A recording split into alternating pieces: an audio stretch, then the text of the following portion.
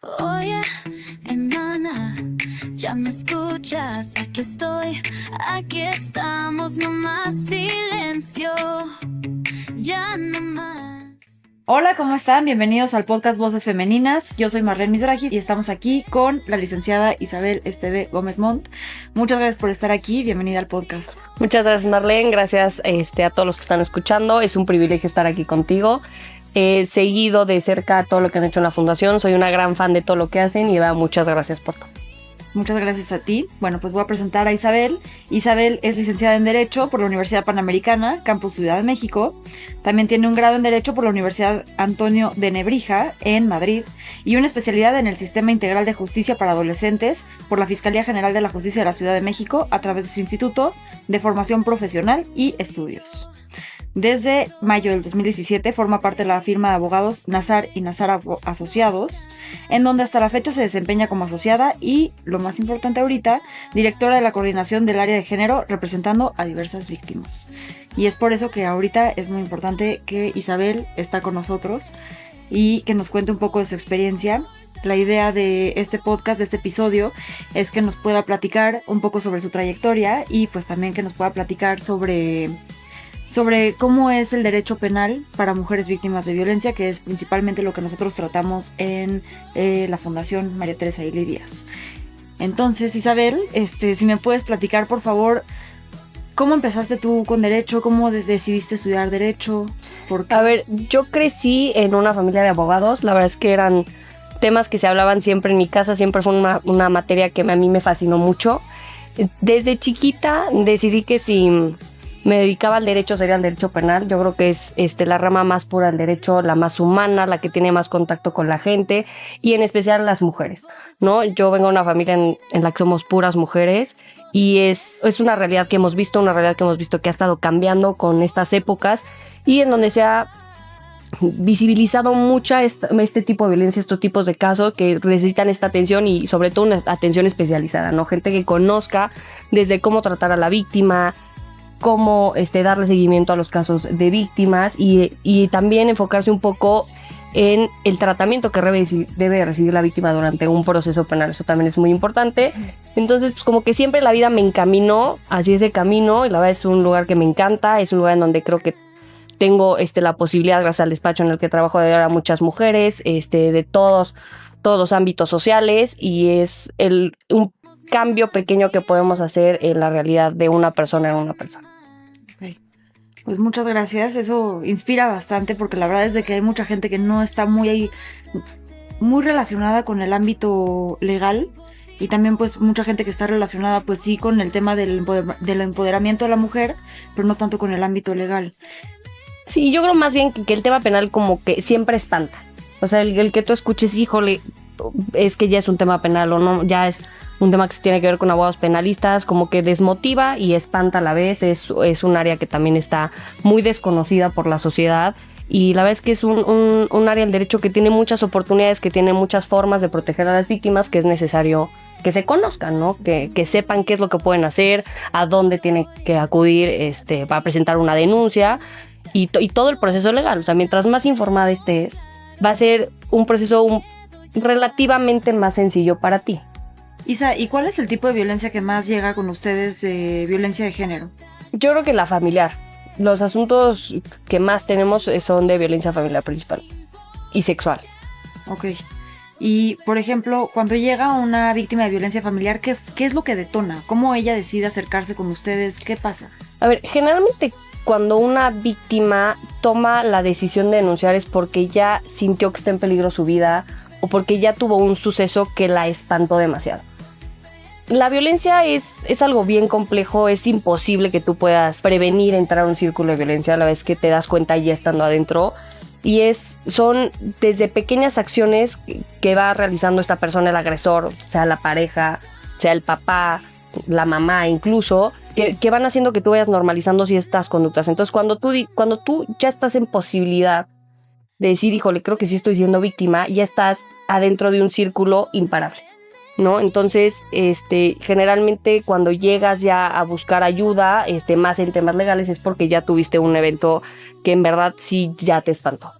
Ok, y por ejemplo, ¿esos eventos tienen algún factor en común? Por ejemplo, Generalmente, en muchas mujeres es, por ejemplo, que llevan muchos años viviendo violencia psicoemocional, que ni siquiera la identifican como una violencia psicoemocional, sino como conductas normales, conflictos normales entre pareja, que hay un evento en específico donde posiblemente las agreden físicamente, o hay un evento en donde ya la violencia es externada frente a terceras personas, que esas personas se meten al conflicto cuando las mujeres ya empiezan a buscar este tipo de ayuda.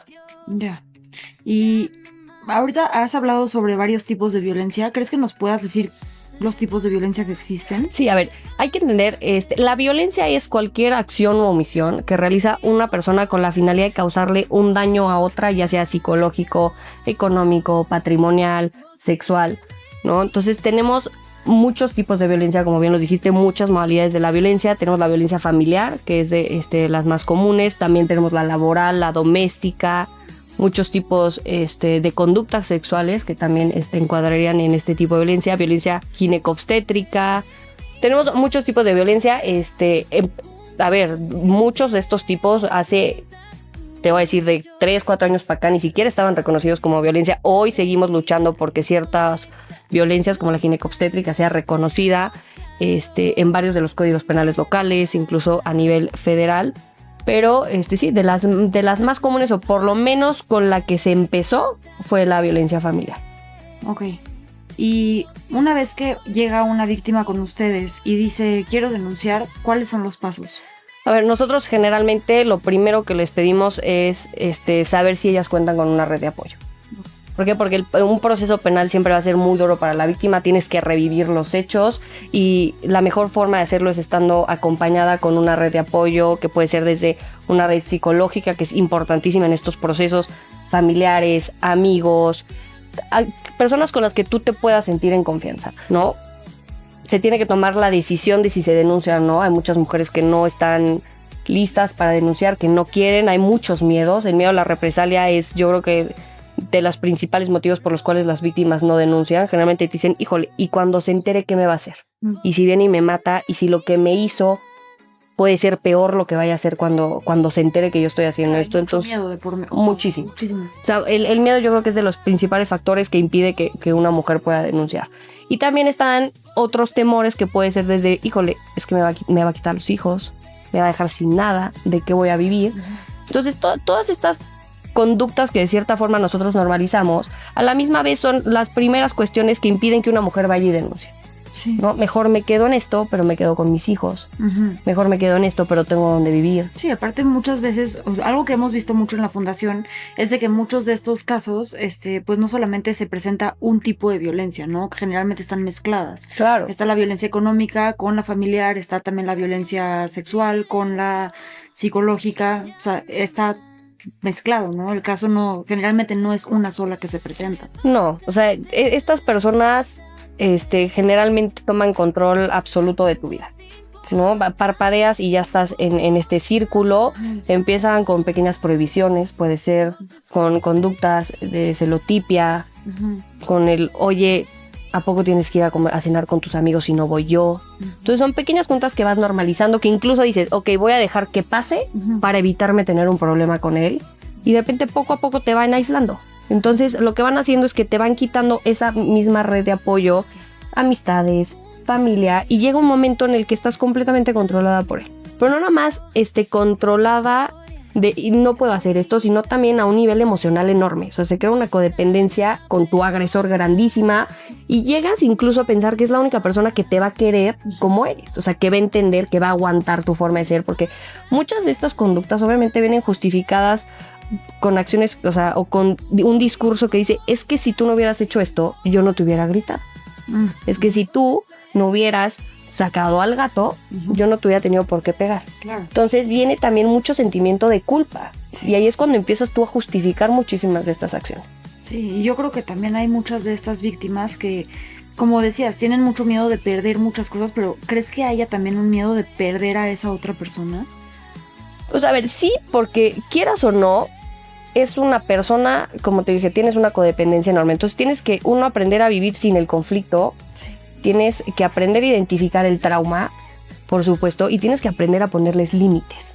O sea, el tú ponerle un límite a esta persona que ha tenido control absoluto emocionalmente por varios años de tu vida es casi imposible para muchas mujeres. O sea, el decir es que yo ya sé que va a pasar esto, entonces ¿cómo me estás pidiendo tú que yo aprenda a poner límites si las repercusiones pueden que sean peores a las que yo ya tenía? O sea, a mí me pegaban cuando no ponía límites, a mí me violentaban psicológicamente cuando yo no ponía límites. ¿Qué va a pasar cuando yo pongo límites? Esta persona se va a volver loca. Y generalmente también estos agresores, que pueden ser desde narcisistas, psicópatas, sociópatas, o sea, que traen también estos tintes en sus personalidades, pues sí también son personas que ante la pérdida de control reaccionan de una forma más agresiva. Entonces, por eso es bien importante que cuando tomes la decisión de salirte, pues sí tiene que ser una extracción del círculo en el que estás. O sea, no puedes ir a denunciar y regresar a tu casa como si nada hubiera pasado, porque lo único que va a pasar es que te van a volver a endulzar el oído. Claro, es la luna de miel, ¿no? La famosa. Es la luna de miel, o sea, te digo, empieza siempre este famoso círculo de violencia que todos conocemos o que se habla en los foros de que es el círculo de violencia. Empiezas con una fase de tensión, aquí empieza la problemática a subir, empiezan pequeñitas agresiones, vamos a hablar de prohibiciones, híjole, no te puedes maquillar, no puedes salir, pequeñitas, y la mujer pues va justificando para no tener problemas. Después tenemos ya la fase de la agresión, aquí ya la violencia es completamente evidente, ya la mujer incluso ya sabe que es víctima de violencia, ya se siente en peligro, ya está hasta en condiciones de ir a denunciar, pero por miedo no lo hace. Y regresamos a la etapa de luna de miel, donde esta persona te baja el sol, el mar y las estrellas, eres lo mejor que le ha pasado, está arrepentidísimo de lo que hizo, te jura y te perjura que esto no va a volver a pasar, y vamos a regresar a lo mismo. Cada vez vamos a tener periodos más chiquitos de la fase de conciliación o luna de miel, y la agresión van a ser fases muchísimo más grandes, pero para ese entonces tú ya estás completamente sometida, esa es la realidad. ¿Y dirías que ese es un común denominador entre todas las víctimas que llegan con ustedes a denunciar? Es decir, Sí. todas viven este ciclo de violencia. No, así es, pero en todas las mujeres. Sí, porque también eso siento que es lo que te hace quedarte en la relación. Esta parte de luna de miel, había escuchado alguna vez que decían que el ciclo de violencia no empieza con la fase de tensión, sino que empieza más bien con la luna de miel. Sí, a ver, porque empiezas tú, como cualquier relación, una relación padrísima con una persona que sientes tú que nunca habías tenido esa conexión, una persona que te pone atención. A ver, porque generalmente son personas encantadoras, ¿no? O sea, porque nadie te va a querer más que yo, es que tú eres mi princesa, eres mi todo. Entonces, tú que eres mi todo, como por qué vas y te puedes ir a cenar con 5 güeyes. O sea, Sí, tú porque si que yo eres mi vivo todo, por porque ti. yo no soy tu todo. Claro. O sea, porque yo no soy suficiente para que estés todo el tiempo conmigo, para que hagas todo lo que yo digo, para que me quieras hacer feliz a mí. Yo no soy tu prioridad. Es que le das, o sea, y le pasa a muchísimas mujeres que incluso son el sustento de sus casas, es que le das más prioridad a tu trabajo que a mí. Pero si empezamos a romper con todos estos estereotipos, a ver, yo incluso creo que, o sea, que el trabajo de una mujer forma parte de lo que es la mujer, forma parte de su carrera profesional, forma parte de su desempeño, de su desarrollo como persona, y que la familia o la pareja es un complemento a ese proyecto de vida. Pero estas personas dicen, sí, es que tú no eres mi prioridad. Oye, Isa, ¿y cuáles son las principales formas de violencia que contempla la ley? A ver, tenemos la violencia física. Esta se entiende como cualquier acción tendiente a agredir a una persona o a lesionar su integridad física, ya sea a través de cualquier parte del cuerpo, manos, piernas o cualquier objeto. Tenemos también Es decir, ¿tienen que tener marcas? O sea, No, la violencia física no siempre te genera una marca, pero sí implica, por ejemplo, un golpe, Ok. ¿no? O por lo menos el sujetarte. Pero se tiene que probar, ¿no? Sí, o sea, a ver, sí, pero aquí estamos partiendo de que son delitos que nosotros conocemos como de realización oculta. ¿Esto qué implica? Que generalmente se dan entre la víctima y el victimario. Entonces, el dicho de la víctima, por lo menos a nivel ya derecho penal, adquiere una credibilidad mayor, es decir, no es como en un proceso civil o un proceso familiar que empieza el dicho de las víctimas aquí, digo, de las partes, ¿no? Procesales, sino aquí la víctima trae una credibilidad mayor, pero no estamos hablando de una supercredibilidad. Es importante que eso quede claro, ¿no? O sea, pero es como hay una ausencia de testigos, pues yo te voy a creer de buena fe que lo que tú me estás diciendo es verdad. Entonces empieza tu dicho acá. ¿Cómo acreditas ese dicho? O sea, es evidente que en este tipo de conductas donde hay violencia, pues muchas veces las propias víctimas no tienen pruebas o no tienen cómo probarlo. Y esos son otros motivos porque dicen, es que ¿por qué voy a denunciar si no tengo con qué probarlo? Pero se prueba a través de otros indicios, de otras pruebas circunstanciales, que si bien no me van a acreditar, híjole, esto pasó este día, Específico. me van a acreditar Todo lo otro que está pasando. todo lo que está alrededor. Por ejemplo, cuando estamos nosotros hablando de temas de violencia, tenemos pruebas madres, o sea, pruebas que sí o sí se practican y que nos van a generar estos indicios de que la conducta sí se cometió en contra de esta persona. Estamos hablando de psicología. ¿Qué es lo que va a hacer una prueba pericial en materia de psicología? Va a valorar a la víctima le va a narrar los hechos, le van a hacer una serie de baterías de pruebas psicométricas y va a determinar si con motivo de esos hechos presenta afectaciones. Ok, ¿No? déjame ver si nada más si se entiende bien esta parte. Por ejemplo, una persona decide denunciar y para que se puedan acreditar los hechos que esta persona está diciendo, lo que se tienen que hacer son ciertas pruebas que dices que son peritajes, ¿no? Sí. Son estudios especializados. Entonces, una vez que suceden estos estudios especializados, que se basan en ciertas baterías, que son, digamos, indicadores, ¿no? Que te marcan si hay afectación o no hay afectación. Ahorita me voy a desviar un poquito del tema porque creo que vale la pena entrar en esto. De las pruebas periciales, ¿qué tanto tipo de pruebas periciales existen? O sea, ¿qué tan variadas? Es que tenemos de muchas materias. La prueba pericial es cuando los ministerios públicos son abogados. Entonces es evidente que ellos van a necesitar el auxilio de otros especialistas en otras materias para que esos especialistas le puedan decir, conforme a mi materia, analicé esto y este es el resultado. Son opiniones técnicas. Entonces, en este tipo de delitos, como bien lo dice, está la psicológica, que va a decir, yo ya valoré a la víctima y en relación a los hechos que ella denuncia, sí hay una afectación. Entonces, se acredita más el dicho de la víctima porque, a ver, ok, tú heriste, me dijiste eso y aparte estás afectada. Ahorita me decías, ¿qué otras pruebas periciales podemos tener? Medicina, por ejemplo, si tú tienes lesiones, pues te van a mandar con un médico legista quien va a certificar las lesiones, las va a medir, va a ver la coloración, va a decir, se presentó y presenta lesiones de tantos centímetros en la zona de tal y tal. Otras que tenemos en este tipo de delitos, estamos hablando también de una pericial en victimología. ¿Qué va a hacer victimología? Pues va a analizar el entorno social de la víctima, va a ver cómo hubo estas variaciones también en la dinámica. Y otras de las que más se usa a nivel fiscalía es en antropología social. Antropología, ¿qué va a hacer? Va a hacer una radiografía de todo.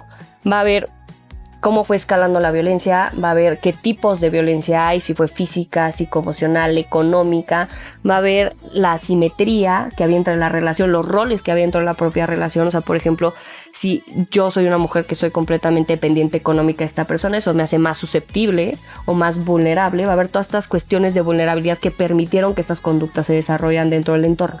Entonces son muchas, la vez que varía en cada caso. Nos ha tocado mucho ahorita, yo creo que también por la época, es la cibernética. Sí, a ver, muchas víctimas creen que los mensajes de WhatsApp no sirven para nada. Por supuesto que sí sirven. Esos los descargas. Para que la gente sepa, si tiene como ciertas pruebas en su WhatsApp, que no borre la conversación. Sí, no. Que no se mande la conversación por mail, porque eso tampoco funciona. O sea, tiene que mantener la conversación en el WhatsApp. No, mira, lo mejor siempre es tener un respaldo. Nunca sabes si va a entrar esta persona y te va a borrar la conversación. Pero sí hace prueba plena. Ok. O sea, Redes sociales y todo. Ok, y entonces estábamos en el tipo de violencia que contempla la ley. Estaba la física, me habías dicho. Estábamos en la psicológica. Las psicológicas son desde prohibiciones, como te dije, híjole, es que no te puedes peinar, no te puedes maquillar, chantajes. Tenemos coacciones, condicionamientos, amenazas, intimidaciones, celotipia, desdén. También la indiferencia es un tipo de violencia y cualquier otro tipo de conducta que cause en la persona que lo recibe una afectación en cualquiera de sus esferas o que la afecte de manera autocognitiva o autovalorativa. Otra violencia, aparte de la psicológica, tenemos la violencia sexual. Puede ser también desde cualquier puesta en peligro, amenaza, que se haga sobre una persona que afecte su desarrollo psicosexual. Okay. Tenemos también la violencia. La violencia sexual no necesariamente tiene que ver con una violación. No, por supuesto que no. O sea, tú puedes estar en una relación, Ajá. Tener relaciones con consentimiento, consensuadas con esa persona, pero que te sientas tú de cierta forma obligada a, por ejemplo, ciertas posiciones. O sea, que no estás diciendo, no hay un no consentimiento, no hay un no, lo estás haciendo de manera consentida, pero estás incómoda con la situación. Okay. Es un tipo de violencia sexual. Tenemos, por esa índole también tenemos la violencia a los derechos reproductivos de las mujeres. Dime algo, voy a regresar tantito. Por ejemplo, si una mujer no se siente cómoda con las prácticas que está teniendo sexualmente con su pareja, pero no lo externa, o sea, si no dice nada, justamente por este miedo a la reacción de la otra persona, por cualquier otra razón, ¿eso sigue siendo violencia? Sí, por supuesto. O sea, pero ahí ya tendrías la diferencia con la violación. Okay. O sea, si tú le externas el, oye, no quiero esto, y te obligan a través de la violencia física o moral a hacerlo, pues ahí estarías hablando de otra conducta delictiva. Pero la violencia sexual es, a ver, o sea, tú estás lesionando mi desarrollo psicosexual. O sea, desde que se puedan crear desviaciones sexuales con las que tú no te sientas cómodas o que te obliguen a ciertas conductas que tú digas, órale, va, ya estamos teniendo un tipo de violencia sexual. Ok, y entonces ya habías pasado a la... Esta tenemos la de los derechos reproductivos, es el obligar a una mujer a ponerse un método anticonceptivo que no quiera, el incluso limitarle al número de hijos. Uh-huh. Y cualquier otra conducta pues, que afecte pues, esta libertad que tiene sobre los métodos anticonceptivos que quiera. Tenemos también la violencia económica, es una violencia también muy común. Son desde prohibiciones, desde el condicionar los ingresos de la persona, y la patrimonial, que puede ser también desde cualquier afectación a los bienes muebles e inmuebles de esa persona. Ok. O sea, esas serían las principales que contemplan. Sí, por lo menos el Código Penal de la Ciudad de México son los tipos de violencia que tiene. Obviamente, como te dije al principio, se han ido identificando más tipos de violencia. Sí, a ver, los códigos generalmente te dicen, se entenderá por violencia física, violencia psicológica, ¿no? Varía obviamente el tipo penal de estado en estado, ¿no? Tiene sus regulaciones específicas, pero prácticamente en todos es lo mismo. Ok, y digamos que un delito que es federal, pues se aplica a todos los códigos locales. O sea, eso aplica a todo lo local. No, es que tienes delitos locales o federales. Cuando es un delito local se va a aplicar el código de esa localidad o de ese estado, y es federal, ya se aplica a toda la república. Isa, y nos habías dicho que, por ejemplo, la violencia sexual, o cuando se trata de una violación, es porque una persona externa que no quiere que suceda ese acto, y de todos modos la otra persona obliga a que suceda.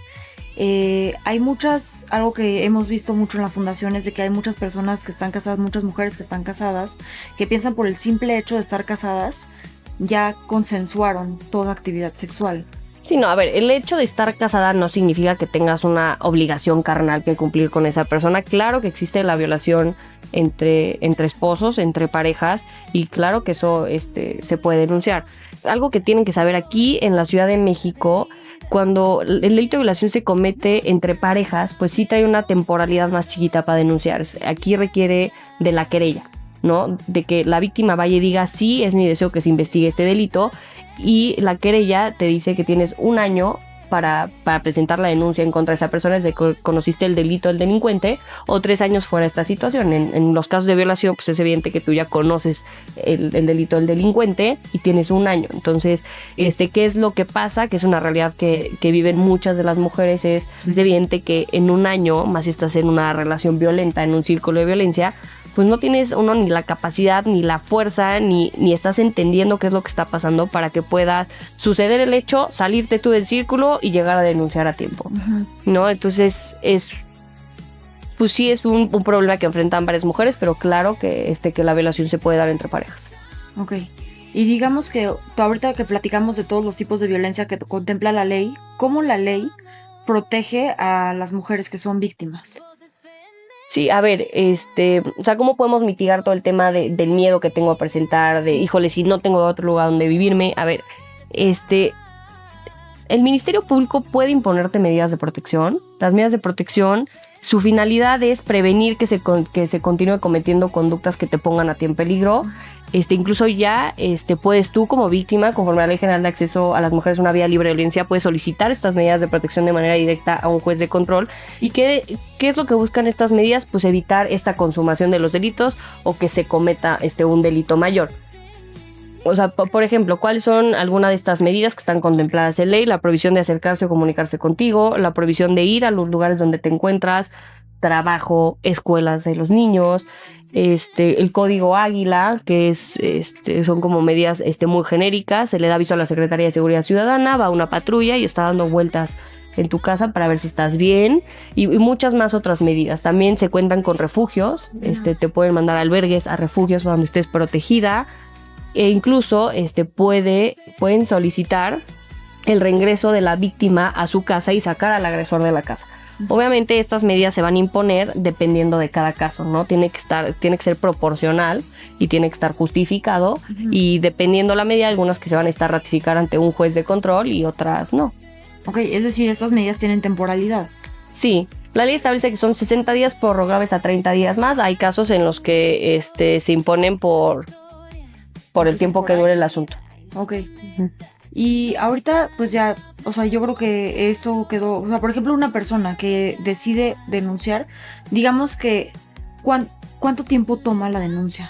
No, a ver, el proceso penal va a depender de cada caso.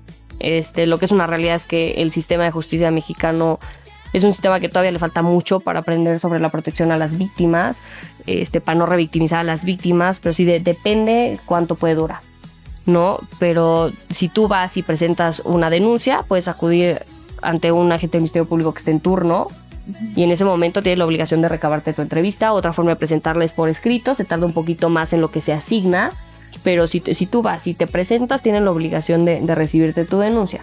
Generalmente en estas agencias de turno, que son las 24 horas por 48 horas, es decir, a cada hora hay un agente del Ministerio Público, pues ahí también cuentan en algunas agencias con médicos legistas, te pueden pasar a certificar en ese momento, en otras cuentan también con psicólogos y también te pasan a valorar. La verdad es que depende mucho cada caso. ¿Qué le dirías a una mujer que se está dando cuenta que está en un ciclo de violencia, que quiere salir? ¿Qué le dirías como para impulsarla a denunciar? ¿Valdrá la pena? ¿No vale la pena? ¿Por qué sí? ¿Por qué no? No, a ver, por supuesto que vale la pena. Como lo dijimos hace ratito, esto nada más va escalando. Claro. O sea, yo no conozco un asunto en el que de un día para otro esta persona se volvió un santo.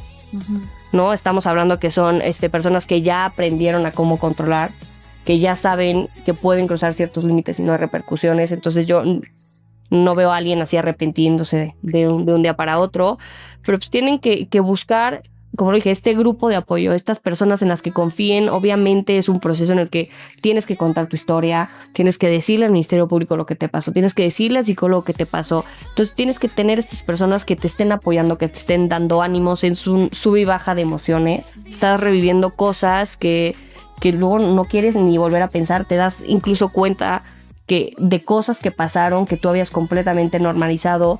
Entonces el enfrentamiento con el sistema de justicia sí puede ser, o es más bien pesado para una víctima, pero si lo haces con este acompañamiento, la búsqueda de justicia se hace muchísimo más amena, ¿no? Lo estás haciendo acompañada, lo estás haciendo sintiéndote segura. Eso es lo más importante, el estar informados. O sea, siempre mientras más información tengas, puedes tomar decisiones muchísimo más acertadas, ¿no? Decisiones sin miedo, el sabiendo, híjole, si hago esto, puede pasar escenario A, B o C, y ver cuál es tu mejor opción. Entonces, el estar informado es básico. ¿Y quién te puede brindar esta información? A ver, hay centros de justicia para las mujeres, cuentan con asesorías jurídicas públicas, donde puedes ir y solicitar que te brinden una asesoría jurídica. Hay fundaciones como ustedes, despachos de abogados, incluso en redes sociales ahorita se está dando mucha asesoría jurídica. Obviamente también uno no hay que creer todo lo que lee. Siempre lo que se recomienda es hablar con un abogado especializado en la materia penal, para que te pueda decir, a ver, esto es lo que va a pasar, así veo tu caso, veo estas fortalezas, veo estas debilidades, y que la decisión que tome la víctima sea convencida. Obviamente no vas a tomar una decisión y estar todo el proceso convencida de la decisión que tomaste. Te digo, es un sub y baja de emociones, es un sub y baja de miedo, de cambiar una realidad que viviste tanto tiempo, una realidad que te atorraba, que no querías salir de ahí. Entonces, mientras lo hagas acompañada con un psicólogo, con tus amigas con las que te puedas ir a echar un café, que te puedan acompañar al Ministerio Público, la verdad es que es un proceso que puedes vivir de una manera un poco más tranquila. Que esa es también como una de las ventajas que tenemos en la fundación, que contamos con un colectivo que justamente hay muchas personas que no se sienten cómodas con la red de apoyo regular que tienen con sus amigas, con sus familiares, que muchas veces sienten que las van a rechazar por lo que vivieron, y eso es lo que tenemos también en parte en la fundación con el colectivo, en donde pues son varias víctimas o hermanas de víctimas o mamás o tías o primas o amigas que tuvieron un caso de violencia, en donde saben que se pueden apoyar con gente que las va a entender, que saben que van a tener este soporte. Claro, a ver, es que la violencia es muchísimo más común de lo que pensamos. O sea, nosotros crecimos, o sea, en una sociedad que es los trapos sucios se lavan en casa. Claro. ¿no? Esto es un pleito normal de pareja.